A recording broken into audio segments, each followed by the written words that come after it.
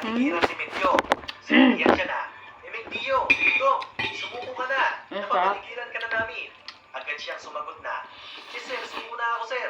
Suko na ako.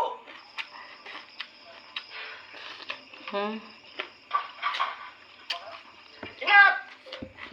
Ingat! Ingat! Walang paputok ha! Walang paputok dito sa atin. Masyado. Masyado. Ingat! Flashlight! Check nyo, baka nabubitrap! Baka nabubitrap! Pagkumpiyansa! Ha? Sinong wasak? Sinong wasak? Kakansya yung gulay. President! President, hindi! Wow. Subalit nangangarestuhin na siya. Bang! Bang! Mga putok ng kalibre 45 ang pinatunog ni Medyo mula sa kanyang panlalaban na agad niyang ikinamatay mula sa mga pulis na nais lamang protektahan ang sarili nila. Mabuti na lamang, wala ni isa sa kanilang mga kasamahan ang nasaktan. Bukod sa ibang tama na natamo ng katawan ni Medyo, sapul pa siya sa mukha, partikular gulay ang kansi kanyang pa. kaliwang mata. Bukod sa natuklasan ng mga pulis ang kalibre 45 na ginamit na baril ni Medyo sa kanila, natuklasan din nila ang isang granada na balak pa sanang ibato kung nagkataon. Natuklasan din nila ang isang medalyon na sa kumpiyansa si Medyo dahil Yung ngayon na narinig niyo pero is hindi porke hindi siya nasasakote. far out pa ito ngayon. Nauubos Kaya malilim. ang kanyang swerte. yung yun yung narinig yun is nalong po yung partner. Ayan.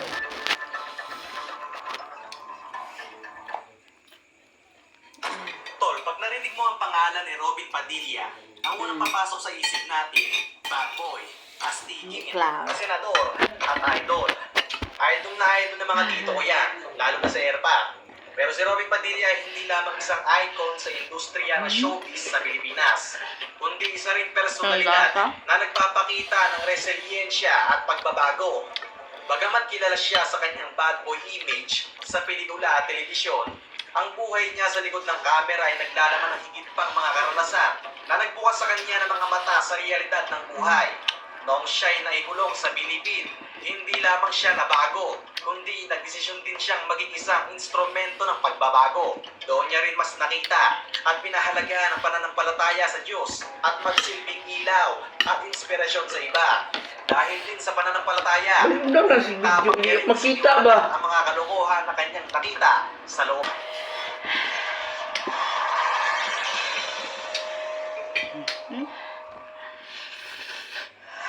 Si Robin Hood Fernando Carreño Padilla ay isinilang noong November 23, 1969 sa Daet, Camarines Norte. Siya ay anak ng kilalang aktres na si Eva Lolita Rivera Carreño at ng direktor na si Casimiro Roy Padilla Sr.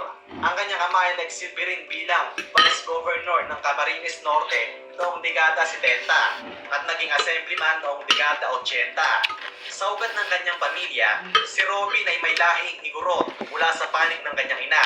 Hindi lamang siya ang tanging miyembro ng kanilang pamilya na sumubok sa mundo ng showbiz. Yeah, Ang po, kanyang burn mga out. kapatid na sina Romel, Bibi Gandang Hari, Halloween na ngayon. dating kilala bilang Rostov, at Royer, ay mga kilalang personalidad din sa industriya.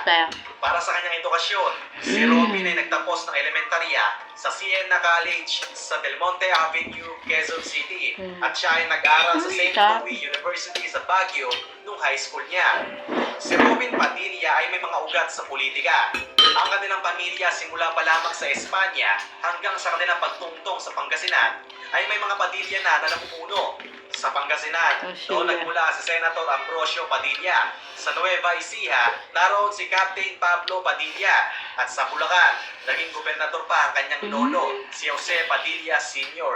At nagsimula ang kanyang ama sa Camarines Norte bilang isang gobernador. Sa kasalukuyan, may mga kapatid siya na nagsisilbing mayor, kongresista, at board member.